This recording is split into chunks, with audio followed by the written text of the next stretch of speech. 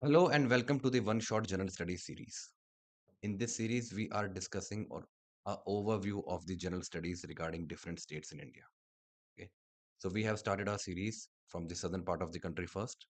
So till now, we have discussed about the an overview of the general studies of the states of Telangana, Andhra Pradesh, Tamil Nadu, Kerala, and in this session, we will discuss about the a general studies overview of the state of Karnataka.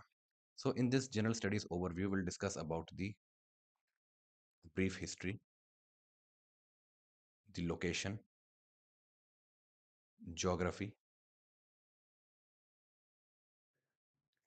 the polity, okay, some aspects of art and culture, particularly the festivals, along with the dance forms, and we'll conclude the session by discussing about the state symbols of Karnataka. Okay, so let's begin. Now, Karnataka as a state comprises of 31 districts, so it has 31 districts and it covers an area of around 1,91,791 square kilometers. Okay. And talking about the polity of the state of Karnataka. So Karnataka has a bicameral legislature.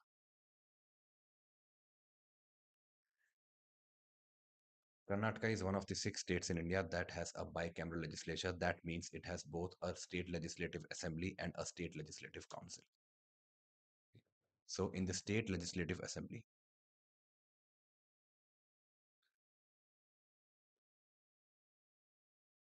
so the legislative assembly has 224 members. Okay, so the state legislative assembly of Karnataka has 224 members. The state legislative council,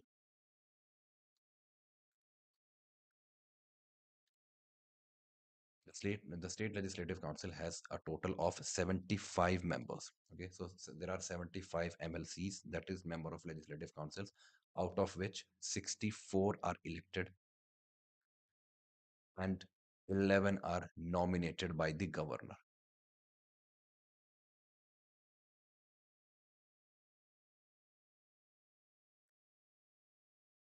Please note that there are 5 other states in India that have a legislative council, and these are Maharashtra, Telangana, Andhra Pradesh, Bihar, and Uttar Pradesh. Now, apart from the state level legislature, the state of Karnataka sends members to the in the national parliament also. So in the Lok Sabha, Karnataka sends 28 members. Okay. The state of Karnataka sent 28 members of parliament in the Lok Sabha, and in the Rajya Sabha, that number is 12. Okay. So in total, Karnataka sends 40 members of parliament in the members of parliament, 28 in Lok Sabha and 12 in the Rajya Sabha. Then another important aspect to discuss when we are discussing about a state is that the number of adjoining states, okay, or the number of states which share land boundary with that state. So Karnataka as a state, it shares its land boundary with Goa, Maharashtra, Telangana, Andhra Pradesh, Tamil Nadu, and Kerala. Okay, so there are 6 states. Okay, so there are 6 states with which Karnataka shares its land boundary.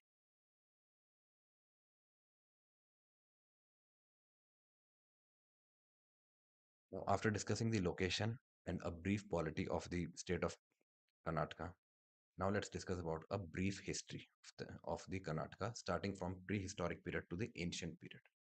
So starting about the prehistory, the state's antiquity dates back to the Paleolithic hand axe culture. Okay.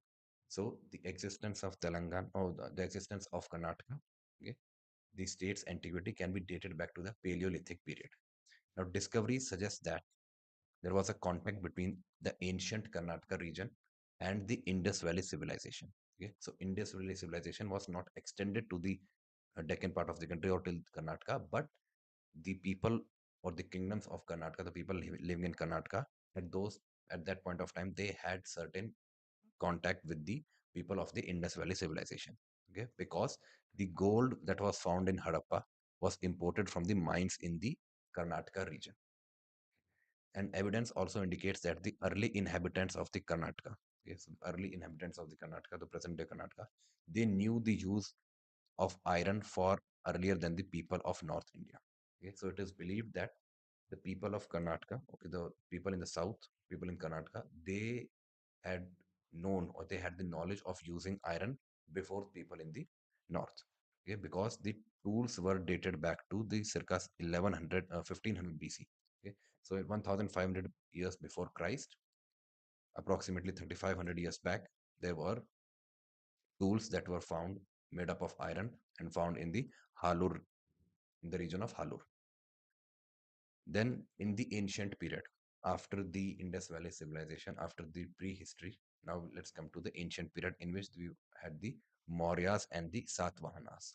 Two powerful kingdoms were there, that is Mauryas and Satavahanas, from 3rd century BCE to 3rd century AD. Okay, so approximately 500 600 years. So prior to the 3rd century BC, most of the Karnataka was part of the Nanda Empire. Okay, so before the establishment of the Mauryan Empire, okay, so it was the Nanda Empire which ruled over the present day Karnataka region. And before coming under the Mauryan Empire of the Emperor Ashoka, then Emperor Ashoka, he spread his kingdom, okay, he spread the Mauryan dynasty, okay, and in that kingdom, then Karnataka became a part of the Mauryan Empire. And this was followed by 4 centuries of the Satvahana rules. So after Ashoka, okay, so the Mauryan Empire, it went into a decline, and the Satavahanas then replaced the Mauryans. Okay, and for approximately 4 centuries, they had their rule over this entire region.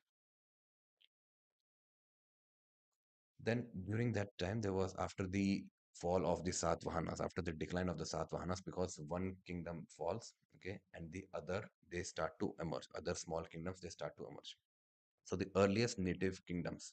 Okay, so after the decline of Satavahanas led to the rise of independent native political entities or the local kingdoms or local kings. So these were the Kadambas of the Banavasi, okay, from 4th century to 6th century for approximately 200 years. This was founded by Mayura Sharma. This dynasty uses Kannada in administration. So the language of Kannada, okay, it's quite ancient, and the Kannada language was used in the 4th century, 5th century era. Then the Gangas of Talakad from 4th century to approximately 11th century. Okay, so approximately 700 years rules. They ruled these Gangas. They ruled over the Gangavadi, which is major parts of the southern Karnataka. Karnataka we know of today, the southern part of Karnataka. These Gangas of Talakad they rule over, and they successfully withstood the Pallavas and Cholas, their contemporaries in the uh, other South Indian states. Then there was Alupas in the Tulu Nadu. In the Tulu region, there was the Alupas, and they ruled over the southern coastal region that we call the Tulu region. Then after the ancient period, after the ancient history comes the medieval period. So in the medieval period, there were imperial dynasties that emerged. So starting from around 600 AD to over 5 centuries, okay, till about 1100, 1200, Karnataka stood as one of the leading political powers in India. So we had the Chalukyas and the Rashtrakutas. So Chalukyas of Badami, who bought the whole of Karnataka under a single rule. So Badamis, okay, the Chalukyas of Badami are very, very powerful kingdom, okay, and they brought the whole of Karnataka under a single rule. So they united the whole of Karnataka as we know of today. Their army, that is the Karnatbala, was described as invincible. Okay, they had an invincible army. Then we had the Rashtrakutas of the Malkhed. So the Rashtrakuta era, approximately 200 years, it is widely recognized by the historians as the age of imperial Karnataka. So after the fall of the Chalukyas came the Rashtrakutas as their military prowess and influence spread across the entire India. Okay? So the Rashtrakutas are considered as the imperial uh, so this was the age in which Karnataka's influence and Karnataka's military prowess was known across India. Then was the Chalukyas of Kalyan. So after the fall of the Rashtrakutas, okay, again the Chalukyas they emerged, and these were from Kalyana. They were great builders, known for their beautiful and intricately engraved temples. And this period also saw the advent of the Vachana literature, n- that is through the Veer Shaiva movement. Okay, so the Veer Shaiva movement, or we today call it as the Lingayats also. So the Vachana literature through the Veer Shaiva movement also emerged during this Chalukya era. Then were the Hoysalas. So the Hoysalas gained power around the turn of the first millennium, and during their rule, literature flourished, leading to distinctive Kannada literary meters and the construction of temples in the Vesara style. Okay, so the Hosalas they are known for the Vesara style of temple architecture. Then came the Vijayanagara Empire and the southern sultanates. Okay, so the Vijayanagara Empire was established by Harihara and Bukkaraya as a bulwark against the Muslim invasions into South India. So in the medieval period saw Muslim invasions across the India, okay, and also in the southern part of the country. Okay.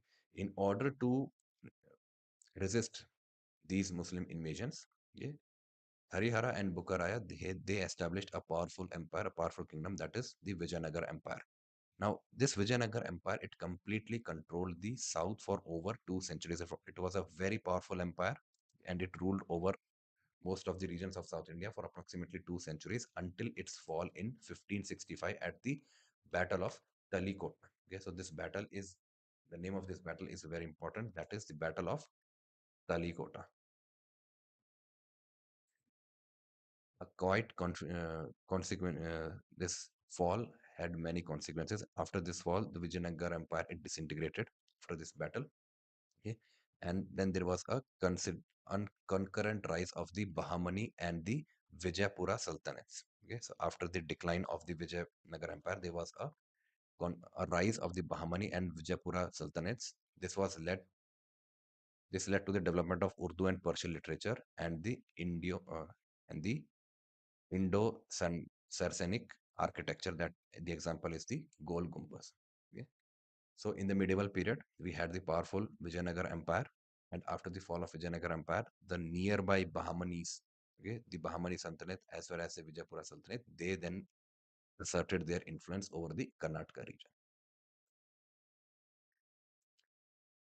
Then talking about the modern period, okay. So in modern period, we saw the Mysore rulers. Okay, so the Mysore became prominent. Okay, it gained significance in the region. So the Mysuru royal family, previously they were a fiduciary, they become sovereign. Okay, previously a fiduciary power under the sultanates, under the sultans, they became sovereign.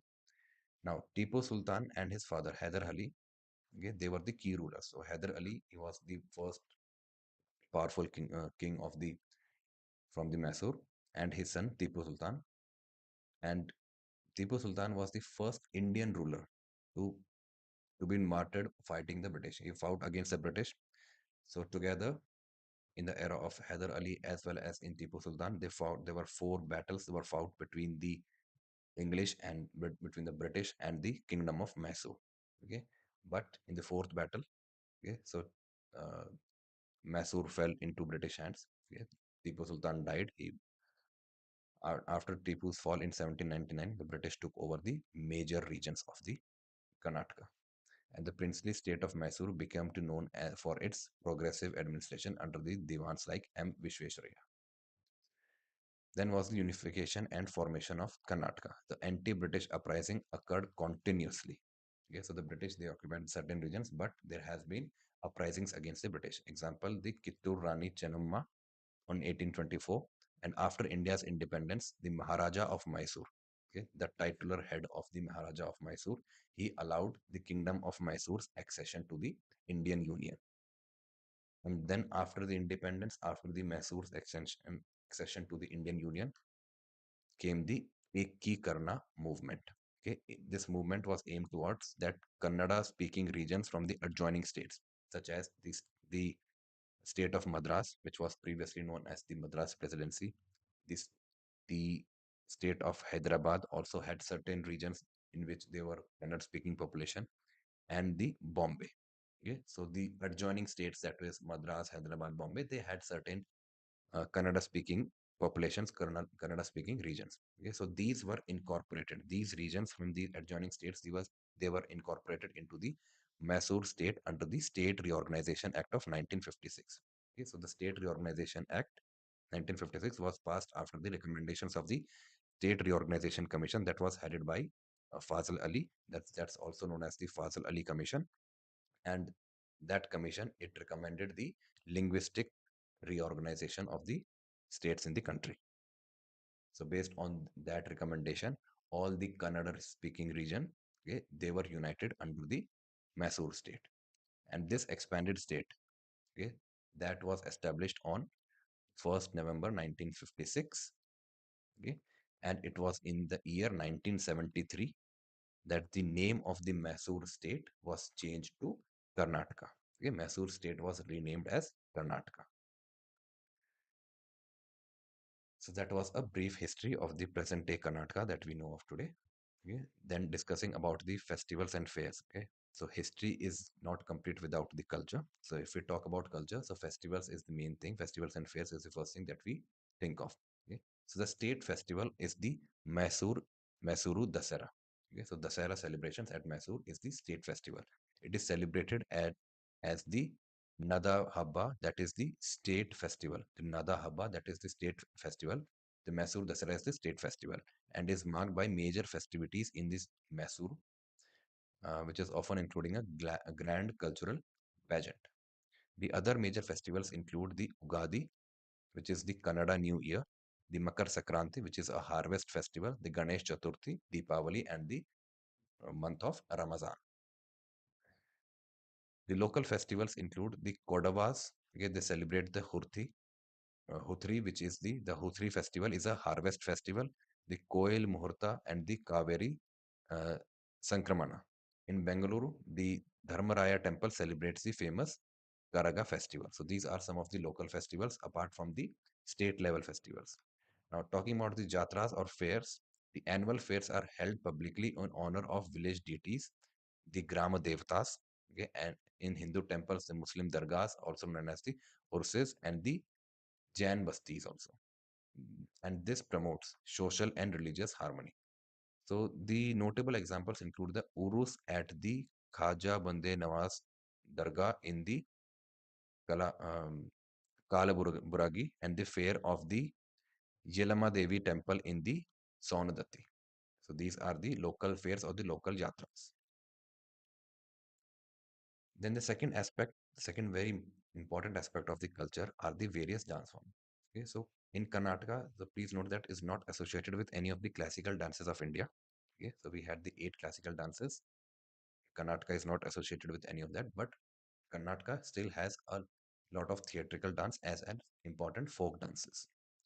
So the theatrical dance that is the most famous is the Yakshagana. It is the classical dance drama, is a major theatrical form in the Malnad and the coastal Karnataka. Okay. So it involves music, dance, and storytelling with themes that are often drawn from the epics. The variations like the Dodata and Bailata are also seen on the Karnataka plateau. Okay, so this is the Yakshagana, a classical dance that is dance drama. It has music, dance, as well as storytelling. The other types of folk dances include the Viragasi, the Kamsale, the Kolata, the Dolu Kunita. Okay, the Kolata is a stick dance that is unique to the region, and Uttari Kolata is a characteristic dance of the Kodavas. So the names of these dances, they become important because questions can be asked that the following dance forms are associated with which of the following states. So we need to sometimes we need to match the dance form with the corresponding state. Okay. So after talking about the history, the culture of the Karnataka, let's discuss about the geography of Karnataka, the physical geography of Karnataka in brief. Okay. So Karnataka is situated on a tableland, okay, in the southern part of the country, and it is bordered by Arabian Sea to the west. So we have the Arabian Sea in the west, and it is known for its rich and varied topography. Now, if we talk about the physiography and topography of Karnataka, it consists mainly of a plateau. Okay. So the major relief there or the major geographical feature of Karnataka is that it has a plateau with a higher elevation of around 600 to 900 meters above the mean sea level. And physiographically, it is part of the Deccan Plateau and the coastal plain. So here we have coastal plains in the west, and in the east and in the center, we have the Deccan Plateau. The four main physiographic regions are the northern Karnataka Plateau, the southern Karnataka Plateau, the central Karnataka Plateau, the southern Karnataka Plateau, and the Karnataka coastal region. Okay, so apart from the coastal region, we mainly have the plateaus. Okay, so the northern Karnataka Plateau, it is characterized by the monotonous treeless plateau landscape and largely covers with rich black cotton soil. Okay, so we have the rich black cotton soil in the northern part of the Karnataka. The central part of the Karnataka Plateau, it's a transitional surface somewhat higher in elevation, okay, than the northern Karnataka plateau, and it constitutes of the Tungabhadra basin. Tungabhadra is an important river in the state of Karnataka. Then we have the southern Karnataka plateau, which ranges from 600 to 900 meters in elevation, further high, okay, and it covers the Kaveri river basin. Okay. Then in the coastal region, that is between the Western Ghats and the coast. Okay. So a narrow, rugged stretch extending along the Arabian Sea. Okay, so this coastal region, it extends along the Arabian Sea. It is characterized by rivers, creeks, waterfalls, and steep hills. Okay, and the coastal belt runs approximately 267 kilometers from north to south. Then some of the tall peaks or the ranges in the state of Karnataka. So the Western Ghats. Okay, so Western Ghats is the mm, most prominent mountain range that is there in the state, or the hill range that is present in the state of Karnataka. And some of the tallest peaks include the Mulayagiri, the Baba Dungri, and the Kudremukh, okay, all in the Chikmagaluru district of Karnataka.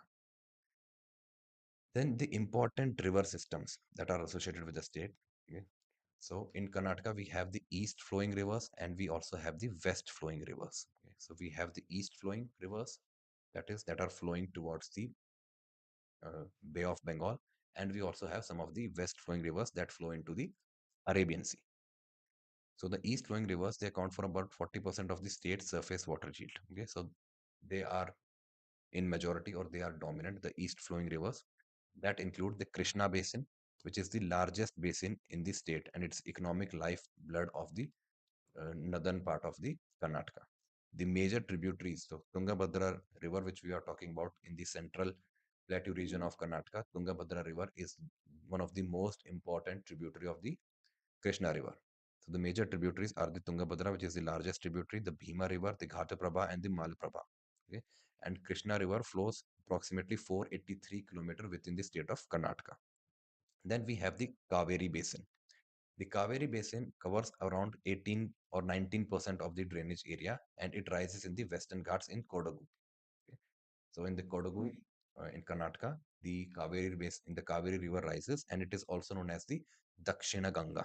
So the major tributaries of the Kaveri basin of the river Kaveri includes the Hemavati, the Kabini, Harangi, and the Shimsha river, and it forms the island of Srirangapatna and the Shiva Samudram. Okay, so Srirangapatna and Shiva Samudram, these are the two riverine islands there in the Kaveri basin. Then we had the Godavari basin, okay, that covers just a small portion, okay, because Godavari, the river, majorly flows in the state of Maharashtra, and then it moves to Telangana and Andhra Pradesh. Then we have the Pennar River.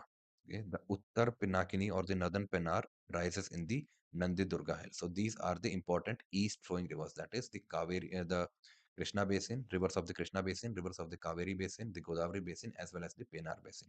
The west flowing rivers, okay, they flow into the Arabian Sea. And the chief rivers include the Sharavati River. Okay, so Sharavati River, in which there is the world famous Jog Falls, and the Kali River, the Netravati, and the Gangavali rivers. These are the main west flowing rivers that empty into the Arabian Sea.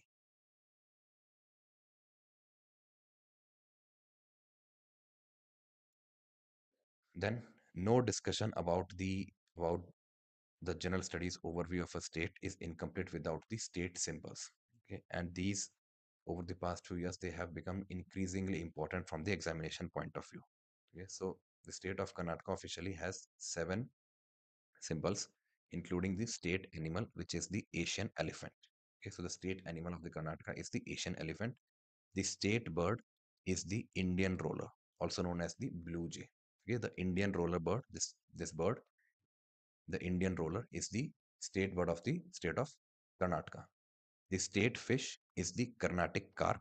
Okay, that's easy to remember because it's the Carnatic, the word because of the word Carnatic that is there.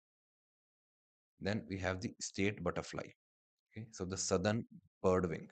Okay, the southern birdwing, this beautiful black and yellow butterfly, this is the state butterfly of the state of Karnataka. The state tree is the sandalwood. Okay, or that we commonly call the chandan. Okay, the sandalwood or chandan is the state tree of the uh, state of Karnataka. The state fruit is the mango and state flower is the lotus. Okay, so these are the 7 important state symbols of the state of Karnataka. Okay, so with this we have discussed about an overview, general studies overview. What are the things that are important regarding a state? We have discussed about the location of the state of Karnataka, the polity, the districts, the number of seats in the legislatures, the type of legislature that it has. We have discussed about the and brief history starting from ancient, medieval to modern times. Okay. Also, we discussed about the cultural aspects, including the festivals and the dance forms, the geography, including the physiography, topography, the hill ranges, the water bodies or the river basins, and the important state symbols. Thank you.